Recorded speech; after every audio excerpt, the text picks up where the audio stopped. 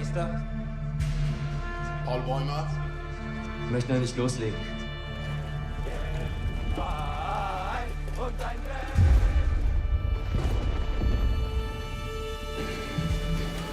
Wir sind jetzt an der Westfront.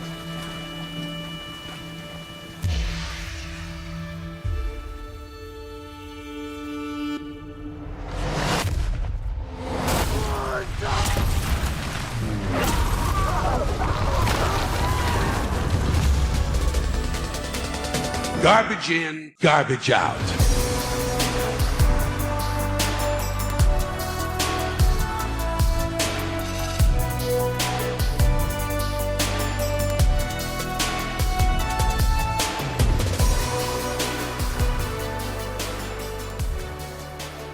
First of all, fuck you for making me like Cat that much and then taking him away, even though I knew it was going to happen the whole fucking time. Hey, everyone. Welcome to Garbage In, Garbage Out. Garbage in, for sure. But my opinions are not garbage, so you know what? That's right. You stand by that. Are better than that movie. For anyone listening at home, y'all know what movie we're going to be covering, so I'm not going to bother trying to pretend anything other than All Quiet on the Western Front is what we'll be talking about. But I finished watching the movie yesterday. Zach just finished watching the movie, so you're getting the real and raw emotional reaction, as well as I've had time to punch up some of my thoughts into something a little coherent-y. So I'm very excited to talk to you about this. Our two styles of reviewing things. Exactly. It sucked. It's good. It's bad. What did you think about this film? Just right up top, number one with a bullet. I realized at the end of this movie that this is The Revenant 8 different times. Did you understand that war is hell? I feel like I understood that before and we're just rehashing it at this point, but war is definitely hell, yeah. And one could argue that perhaps World War I especially was a certain hell. Again, not well-trod territory at this point. Want to know anyone, like the guy who's thinking like, they had it easier back in the day. Why did we have an entire generation, like 3 generations of trauma to undo? I don't know. Could it have been the massive world wars that wiped out millions of people? And it is amazing to think of, like, that Germany and France still like exist. When you just think about the trauma that those countries just endured for so long, just going against each other. Yeah, trench warfare, especially the first iteration of trench warfare, insane. Not great, Jim. Not great. Joe Buck and Troy Aikman narrating World War One. Well, Jim, it's not looking great. They almost got 100 yards, but you look at the conditions on the field and you just wonder, are they going to call it? Surely this can't go on. I can't believe that they've got 3 more battalions coming in and they're still making a big to-do today. Like, just wait for the reinforcements. Well, we'll get more into talking about the actions taking place during garbage time a little bit later. Man, I thought that this was unflinchingly terrific, like in my own opinion. I thought like this was just a visceral movie that was an update to an obvious classic. So, you know, obviously I have my own gripes with it, but I truly do think that this is probably necessary viewing for anyone, especially anyone thinking about joining a military and believing every army recruitment person out there. I mean, dear fucking God, the first 15 minutes, I've said to you off the podcast, but I really do believe that if you just take those first 15 minutes, which tell a small story unto itself, where you're watching a dead kid's jacket just get recycled and repurposed and refurbished and then reassigned and given back to someone who's also plucky and looking forward to joining the war. Just watching that take place, that should make everyone want to commit acts of violence on army recruiters, to be honest. I mean, absolutely. It should also make people want to like maybe award that an Oscar, like just in the short film category. But, you know, mostly wage war on the guy promising you a new Camaro if you decide to go bomb brown people overseas. I think the movie is an experience. I think that it builds tension and then it releases it in a great in way. war. That's the terrifying thing, is that it's so tense, and then you're like, finally a cut into tension. Why? Because explosions are happening all around, and so like you become accepting of the fact that casualties will incur. It's a great film. I think it tells a story very well. I mean, as much World War One stuff as I've seen, and as much like World War Two stuff as I've seen, I think it's a great entry in the genre. Sure. And I think that sitting down and watching it, you are drawn into the movie very well. Well, and I think part of that is because like anytime you think like, oh boy, here's going to be the hero's arc, or like, oh, here comes the inspiring speech or whatever, like that comfort that we're so used to with narrative storytelling is just stripped away from us. So we're forced to reckon with the fact like, oh, there are no good guys in this story. Like there are only victims and perpetrators. Like this is a bleak as hell understanding of just the carnage of war. And yeah, sure, there's spectacle, but man, when you don't have that sweet Hollywood style thematic music, you know, the John Williams kind of score happening behind it, oh boy, you do not feel triumphant in any way, shape, or form. Good choice to choose World War One as well for this. I think it's really hard to becoming tell, like popular now, because 1917 was like 2 years ago. That was with I Sam haven't watched Mendes. it. I have it sitting on my shelf too. All right, well, everyone, look forward to the cool sequel movie in the World War I cinematic universe. Sam Mendes did something real good, and I'm gonna watch it and I'm gonna appreciate it. It's gonna be us watching Gallipoli, this, and 1917. One thing I did kind of want to discuss with you, because you've mentioned that you also enjoy watching war movies, and so as someone who does not really watch them a lot, I feel like I'm not as keyed into the tropes of things. And so a lot of things I enjoyed about this movie, thinking like, oh, well, this is just timeless stuff, part of the genre, I understand that a lot of other people might think are just kind of like rehashed. And I'm not going to say derivative, because I mean, I think, again, the spectacle and the overall quality of the film is good. But like, you still had trench warfare, you still had gas masks, you still had like, oh boy, people have shell shock, and the generals are really bad. Oh boy, but the regular soldiers are just pawns. That first opening sequence where they just break this illusion of grandeur like so fast, it felt like it had to be done that way so that they could tell the story that they wanted to tell. Absolutely. I don't know if I necessarily thought that it was head and shoulders above anything else, because it still did all of the tropey stuff.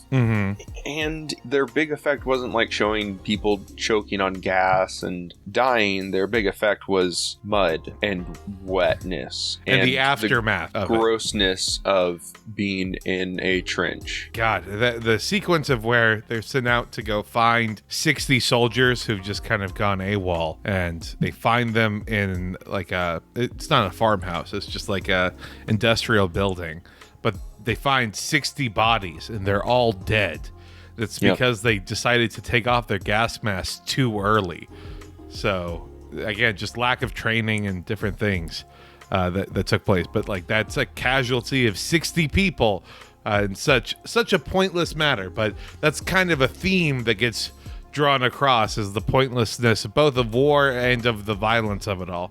And something that's different from the American film stereotypes that we use in all these wars is they're not a hit squad. They're the heroes are not, invulnerable in battle. I mean, there was a little bit of the trope I call it is never gonna die Johnson, when it was like, look at the four of us, high school friends, we're all gonna go serve in the same division together. I'm like, oh, right, this is they definitely like break that immediately, which is the story that they're telling, and I appreciate it, but they don't ever actually do anything that's like insanely heroic. They don't ever like, take the trench and then put their foot up on the side and yell for the motherland or whatever. It would have been insane if just like in the middle of the trench warfare, you just saw Wonder Woman coming across. You're like, oh, that's right. It was set in that time. Got it. Okay. This is one big long advertisement for the Wonder Woman. Weren't expecting that, were ya? Huh? Well, they have really subverted me, and now I must give them the Oscar. Yeah, I was about to say, like, I'm honestly impressed by this. Great. Yeah. You pulled it off. Even like back to This Is Just 8, The Revenants. Mm-hmm. It felt like short films. It was a lot of vignettes. You're right. Yeah, there was just like several short films that happened that covered this thing.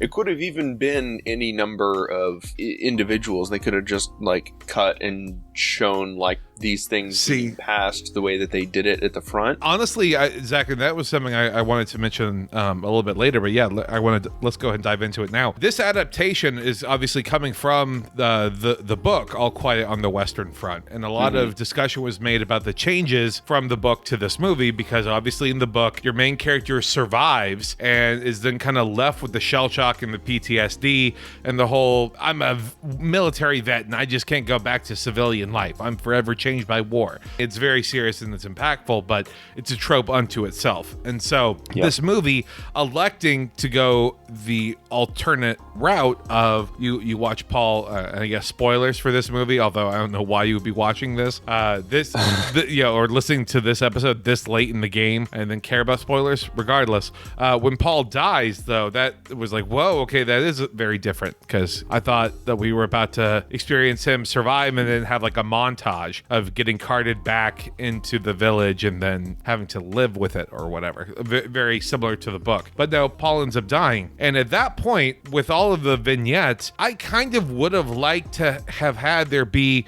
a complete breaking of the arc, because I was okay with it ripping away the sense of comfort from me. But I feel like if you're going to do that, let's go full bore into this. Let's follow a group of plucky kids and then watch them get blown up 15 minutes in. And then we're following a different group of people that are picking out and cracking the tags to then try and market. And then now that would have been an Oscar-worthy movie. Again, like every 10, 15 minutes, it's a different character you're following because you're watching that person die, and then it can go slowly like up the ranks if you really wanted to develop an arc, so that way then you could do what this film did. And I really liked the highlighting of taking it away from just the story of the trench line to provide a secondary parallel story that's a great contrast, because you're seeing like a business negotiation take place where there's like a hostile takeover is kind of the vibe of where Germany is talking to France like, don't Zuckerberg me on this, for lack of a better term. And I liked having those like switches to where you're switching from like they're crowing over having like fried potatoes with the skin on to like the general eating his fancy dinner, and then like the one time the guy complained about the bread. It's a day old. Oh my god. I can't stand this. Right? It was intentional, and I think they squandered a little bit of time on filming shots that made the tension right for the soldiers. But it also kind of, I don't know if it felt like it blunted the effect of that swap for me a little bit. Sure. This movie is 2.5 hours long, and it feels 2.5 hours. You know, it is not it feels a breeze. 2.5 hours. I'm gonna rewatch Avatar 2 like 3 times once I get it on DVD. And just as a palate cleanser. Yeah, I'm not even gonna complain about it either. Like, I'm just gonna fall asleep watching it for like a week straight. Well, because like Avatar is nice, and it is kind of a feel-good story because you're getting a story of the underdog, whereas this is like just the story of the losers, like top to bottom, all different losers on this side, and that's what makes watching it so frustrating. I mean, and I guess infuriating would be another word, but like watching that tension build, knowing what's about to happen, you're just not given that possibility of like redemption or anything. Like the whole scene where Paul is in a foxhole or in a crater, I guess. A crater, with another French soldier. I, like an idiot, Zach, thought, oh, they're gonna kind of have a moment of civility and camaraderie And then They were animals. yeah, they ripped into each other. And then there was, of course, the remorse and everything else that came after that, which, I mean, credit to this actor. My God, just asking the world of this dude, and he's nailing it. He was a great actor. He was great for the role. I think all the actors did a great job. This is what happens when you hire Europeans to play Europeans, because you're like, you do have German soldier in World War I face, you know, like all of these people felt appropriate for their time. It wasn't like watching Chris Evans or Chris Hemsworth all of a sudden in All Quiet on the Western Front. I guess there was Baron Zemo, so that's something, at least for the Marvel heads, so they can try and figure something out. Man, there's so much to try and want to like dive into with this movie, and I feel like I want to try and avoid going into the plot by plot element of it. But one of the things I think that could be interesting to try and focus on was the concept of there is no sense of glory and there is no sense of lovable roguishness. It's not like, oh, look at these troublemakers, and then you're like, but they're good guys and that's the way through. Like, the troublemakers die before they become endeared to you. Like, you watch a man get ground underneath a tank. Just fucking brutal. Or the lovable rogue type character, you're like, buddy, I don't think you need to steal that goose a second time. I think you're tempting fate. You don't know what movie you're in now. The recurring NPC that turns into your favorite that then gets torn away from you. Because again, those moments of camaraderie where they're like, wow, they were able to steal a goose together, and wow, look at what they were able to do. Just third time was the charm for him, huh? Yep. Stand your ground law applied to France. The set pieces felt minimal. Mm-hmm. I fortunately or unfortunately, I mean, a lot of it was just outside. All the soccer moms are swooning over the reclaimed wood that they used to reinforce all those trenches, but the set pieces didn't feel spectacular. I think that was intentional, though. At that point in the war, the whole trench was like, 200 yards? Like, that's just what the give and take was. Yeah, you're just moving it up little by little. And you're in the trench, or you're like at some other outside location away from the front. Mm-hmm. And the interplay between those was great. The film work, the way they used focus on those cameras highlighted so much of the loneliness that you feel from all of these characters. Well, that's probably why it's nominated for Best Cinematography and Best International Film. It was a great effect and it worked really well, but other than that, I mean, it didn't feel particularly... It's the odds-on favorite, betting odds-on favorite to win. I'm not saying it's the best, I'm just saying I know. There's a reason why. I'm mad about it. It didn't feel spectacular. It just felt right for the story. It just felt right for the story, and I appreciated that little motif that you got as you're like getting these interactions between all of these losers that are pawns on a chessboard. The fucking, what's his name, Franz, trying to go hook up with the French girl, and then everyone obsessing over the scarf. Everyone trying to take a hit, bro. Take a hit. Pass it, bro. Pass it. Jesus. All the homies need a little slice. Hey, look, one of us has to be good at getting the women so that the rest of us can, I don't know, masturbate to the thought of it later. Yeah, I was going to say, thinking about you hooking up with that chick, so cool, bro. So cool. Yeah, not nearly enough of what I have to assume was gay shit that happened in World War I, especially. Mm-hmm. Right? Like, come on now. Definitely. Let's not shy away from that, Germany. We know what fetishes all of these people's grandchildren ended up developing. Don't tell me that everything was on the up and up at this point. Even when all these characters were getting close, you knew that it was temporary. Yeah, temporary. It was like they were also not necessarily aware that it was temporary, but it was like they kind of just told like there was a little bit more every time, and as someone was ripped away, you just realized like, oh, you didn't do any like relationship building in here because there just wasn't time. Yeah, you literally watch this human spirit erode in real time as friendships are just ripped away from each other. It's like a stick of tape you're just sticking it back together again over and over and ripping it apart. You're like, huh, I wonder why this is now just a leathered, real gnarly looking piece of shit. Like, oh, metaphor, writing that down to incorporate in my Oscar nominated movie. The line from the general I loved of when he's asking what a soldier is without war while he sits in the banquet hall and is eating steak and throwing it to his dog and being like, oh, my father was a soldier and I'm a soldier. My father was 3-0 and I refuse to lose this war completely. Like real daddy issues bubbling up about all of this because you're a little fancy boy. Like you're not actually on the front lines or anything. It's wild to me. Absolutely that was the most infuriating to me. That particular scene. They played it up so good too. He kept throwing the wine out of his glass. I don't need this. Meanwhile, his men are just guzzling what has to be half petrol and mud and water in a bucket.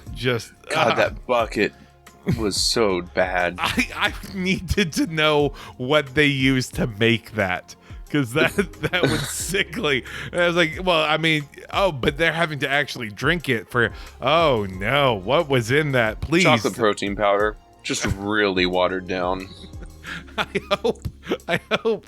It looks too milky. Yeah. It was brack. All of the scenes in the trenches where they're just up to their knees in mud and water. They're wet. The trench is falling apart. They run out, they come back, and they're just dying of thirst because they've been running for an hour or 2 hours. They're just at the end of their line all the time and they're being run around and there's not a moment to catch yourself, to catch your breath, to get your footing down. And that leads right back into the tension of these downtimes where they're still not catching their breath because they can't process what they've already had to go through. Exactly. And that's those little brief moments where they take breaks. Right after they finish surging over, getting into enemy trenches, they then immediately raid it for food, looking for bread or anything else.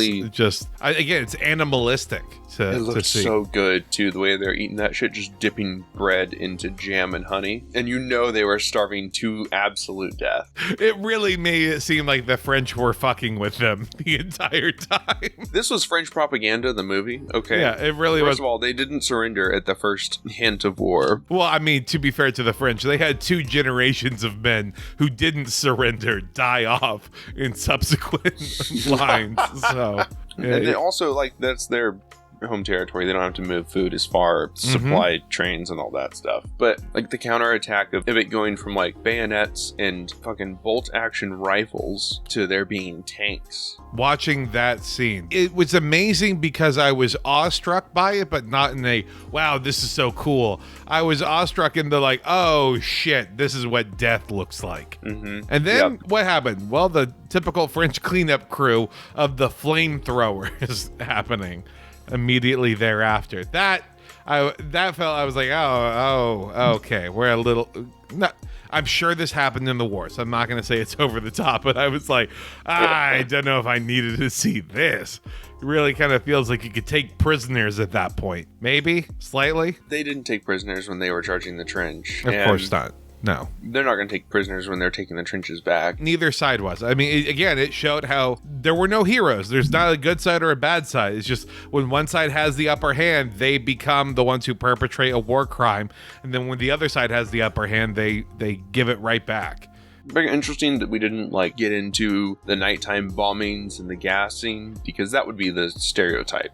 Would be you're in the trench and it's just 24/7. There's artillery raining down on you. 24/7. There's just gas. We got the gas mask reference before that then tied into the other thing later. But I think it was done purposefully to keep it as a smaller scope because so much happened between basically 2 soccer fields, or I'm sorry, as they would say in Europe, 2 football fields. I also wish that every time that they did a charge that it was just the same ground over and over, and they made sure that you recognized it. I thought they were doing that because you saw them retreat and then you saw them charge back and then you saw them charge ahead and then they went back. Yeah, I know that it was the same trench because we saw the 2 trenches multiple times, but I wanted it to be a recognizable, that tree trunk that the first kid fell at. Yeah. In the very beginning, like, they're always hiding behind this tree trunk. This tree trunk is getting shot up and shot up and shot up. And that would be interesting.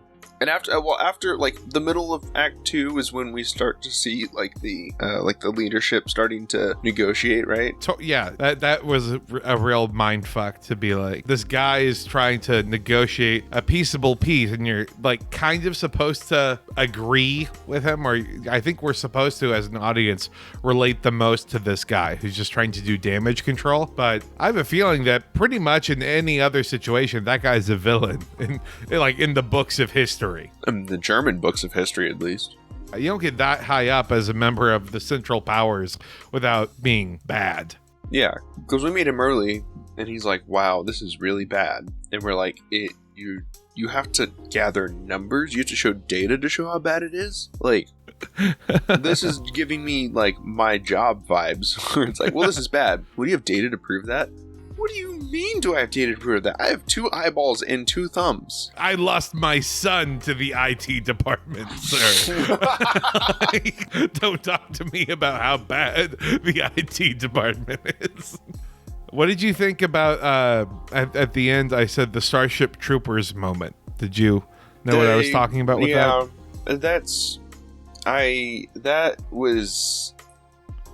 That made me so mad. They literally were getting in shipments of new recruits just for this last charge. Just for one charge to satisfy a maniac's ego. So that way then they could be like, see? He wasn't even the one with the 2D girlfriend. I wasn't even rooting for him. Someone should have just shot him off the balcony. Honest to God, I was praying that Paul was going to do it. Again, in the American version, it would be like that's where they make their stand, and then the troops overwhelm the general, and it's like, no, we will fight to give up, basically, if that makes sense. No, instead, just like, well, all right, I've accepted the fact I can't go back to society or see my mother and father again, so I'm just gonna go ahead and try and kill as many of these French people that weren't expecting it, and then we're still gonna get absolutely owned. Just getting our shit absolutely wrecked. The main character, literally like 30 seconds before the ceasefire is called, just gets knifed or bayoneted, rather. Yeah, there was never any point to the war, just like there was never any point for them to charge. I love the general's speech, though, of talking about how you're doing this for glory, and even the ones who die, you will be remembered. And then when it comes down, the fucking new kid that our main character, Paul, has saved just recently, then got him onto the battlefield. That kid gets tasked with trying to grab the dog tags, basically, of all the soldiers. And then he gets distracted by the fucking scarf Paul has on, so he doesn't get the number from Paul. So Paul is lost to history. Just 0 point whatsoever in that. And so grim, so bleak, so cruel. I loved it. It scratched that nihilist itch I had in me. It felt like smoking a cigarette and feeling suicidal. In the, like, I don't want to say absurdity, because that feels like the big buzzword. The absurdity of war. The cognitive dissonance of being in charge and sending people to die. Mm-hmm. And the cognitive dissonance of people who, I mean, sure, their frontal lobes aren't yet fully developed, who are then expecting something that is totally different. Got bad news about what's going to happen to those frontal lobes at some point, my guy. Gonna get liquefied underneath a tank tread. That's what's going to end up happening. When he's got the hysterics back at home later, they're going to do something to that frontal lobe.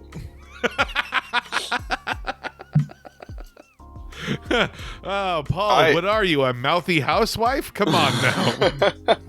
I like all the budget spent on the trench scenes and the battles. I felt like there was a lot of extras, and they did very good, making it feel very full. Yeah, it all felt very lived in. All of the equipment, all of the back and forth. It was what was necessary for the character, and I liked that. I don't understand how when they went to that warehouse, they didn't find the bodies by the stench. I guess it depends on how long they've been dead for, because they were only missing by a day. Yeah, I think it was like 3 days, and I mean even a day. I get it. They should know by the smell for sure. But then, like, oh, God, the way that none of them cried, and then Paul just kept like almost crying, and people kept being like, "What the fuck are you doing? You're a man." Well, some of them started to cry. Remember that one guy at the very beginning, plucky friend number 4, that was like, true. I can't do it. I can't do it. I gotta go home, and then stepped out and got immediately blown the fuck up. Got torn to shreds. And I think then, I think that was a different guy. oh yeah, it wasn't one of the high school friends. I was just saying plucky friend number 4. High school friend did get owned. Yeah, he got owned slightly later. And you're like, how do we know it's him? Well, they gave him glasses, so that way then we can find the bloody glasses in the mud. A lot of like, oh, I'm so glad I'm getting shown all of these details right now that will for sure just come back and be awful. Yeah, and then Jordan at the very end, afraid of being permanently crippled. Oh man, that did you know? Was that a surprise to you? Because the second they're like, "Here's your food and here's the fork," I was like, "Don't do that! Don't don't give him a fork.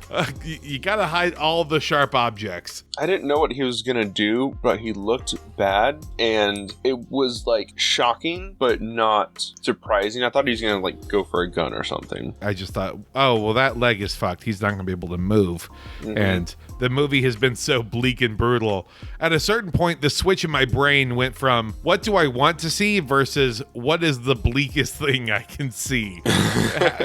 And the answer is watch a man rip open his own jugular with a spork. Some of the wound effects were good. I think some of that stuff was lacking. Lacking? Like, you wanted more blood coming out? I'm used to war movies, Kelton. I know. Those I wanted to see like a those grisly... are famously not realistic, though. I wanted to see a grisly, mangled neck. Only you could go in watching this movie and be like, I could use some more gore. That would be nice for me. I like the Saw movies. I mean, what can I say? That's an appropriate amount for a sitcom. Realistic, you know, for a sitcom. I'm just saying, we do not become these like bursting balloon fountains that half of the war movies I've seen seem to do. So I like when they had the machine guns going and they were charging, and you could see the red mist in the air. From the blood being aerated by those bullets. Got it. Yeah. Okay. You were like, that's enough. Yeah. I was like, yeah, that's appropriate. You thought it was the sun setting, didn't you? I'm about the spectacle of the terror, okay? Not the terror itself. Speaking of the terror, the fucking music in this movie. Oh my God, this underrated MVP. Amazing. Just some real horror movie shit. I was shocked. The tone of it was always like, oh, it's very quiet and silent, and then here come the war drums. Holy shit, this was made on a $20 million budget? Holy shit. And you can tell, but that is I could not tell 20 million on a $20 million budget. Yeah, I thought smaller budget, but I thought for sure like 80 million or something. That is wild to me. Good job. What is going on with American films? Are we just embezzling things? Yes. What is happening here? It costs more to do the studios because filmmaking is out of control, and yeah, you have to pay off for all the sexual harassment that takes place in every film. That too. That's something. Yeah, no, we have it really bad because we don't have we have small film companies, but there's not a. It's giant distributors. Marvel has ruined. Marvel has ruined American consumers, and yes, it was Marvel that did it. Absolutely, it wasn't the American consumers that made Marvel. I am not going to be held accountable. Thank you very much. Let's see. Academy Award nominations for Best Picture. Probably not. Best Adapted Screenplay? Probably not. Best International Feature? Probably. Best Original Score? I don't know. I don't know what it's going up against, but I like it. Good. Worth a nomination, at least. Yes. Best Sound? Sure. Best Production Design? Sure. By sure, I mean it deserves to get nominated. Same thing with score. Best Cinematography? Absolutely. I like the way it was shot. All that tension It was there for a reason. Yeah, I ooh, makeup and hairstyling. That could be. I think makeup and hairstyling, I could see that part was pretty spot on, pretty good. It's gonna probably go to a film like Babylon or Elvis or something. But the other point is, like, best yeah, music sure. scores are Babylon, Everything, Everywhere, All at Once, The Banshees of Inisherin, The Fabelmans, and All Quiet on the Western Front. God damn it! It has a shot. That's gonna make me mad when Babylon wins. Fucking God. That's true. Because that's what they do. I should have just watched fucking Everything Everywhere All at Once. I mean, that's the odds-on favorite to win everything right now, but that's fine. We are talking about how we love Avatar, and then if Avatar can't win, then who might? And the answer is we don't know. But for Best International Film, All Quiet on the Western Front. So it was also like that weird like meeting of like artsy shooting, great acting by an actor who they built that film around, and it made you feel bad when you're done watching it. And I think that the critics like that. I don't think they like feeling joy anymore. I like it, and I like it because it did not make me feel joy. Again, it made me want to commit acts of violence at people who try and recruit high schoolers for bullshit like this. I was watching a documentary on how how the U.S. Army is like updating the way that their drill sergeants are trained and the way that they treat recruits. Mm-hmm. It's like, well, how do you deal with the volunteer army in the modern day? You treat them with respect. And I'm like, these bitches. You pull a fast one on them, because that's how volunteering works. But we can get into the politics of how enlistment works and everything else, but we can do that off mic. Do you have any closing thoughts on this thing? Let me open my notes real fast and see. Entitled ass general wishing he was a soldier, LMAO. Got it, yeah. We touched on that. Classic themes that exist. Bro has had half a face of mud this whole movie. Makeup and hairstyling, Oscar nomination. Check. He's just like me for real, him and his 2D girlfriend. None of them wiped when they took shits, either. I mean, at that, like, if you're just about to get mud soaked again, that might give you a tactical advantage. You got some lube in there, so that the mud comes off with the shit. Exactly. Before you get power washed down. Yeah, it was dirty. It was, oh God, on a budget of 20 million too. You know, suddenly I'm almost rooting for it again. No, I'm rooting for it to win Best International Film, because that's the exact kind of thing that I think it deserves. That, and then maybe cinematography.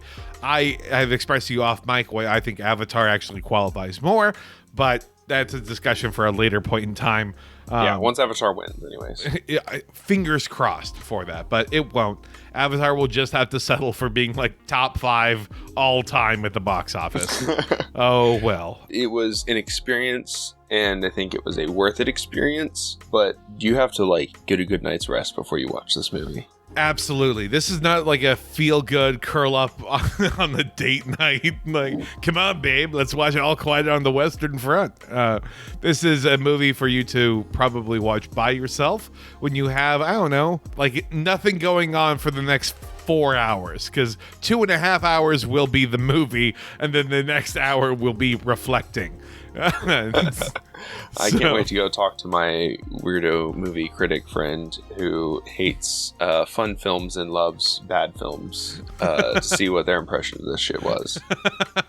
It was awful. Why couldn't, again, there have been a Call of Duty kill streak campaign, little notification dings happening with Paul on that last charge. And then you do the Marvel thing where you stop and look at each other and you both laugh, and then one of you gets absolutely owned by a tank round.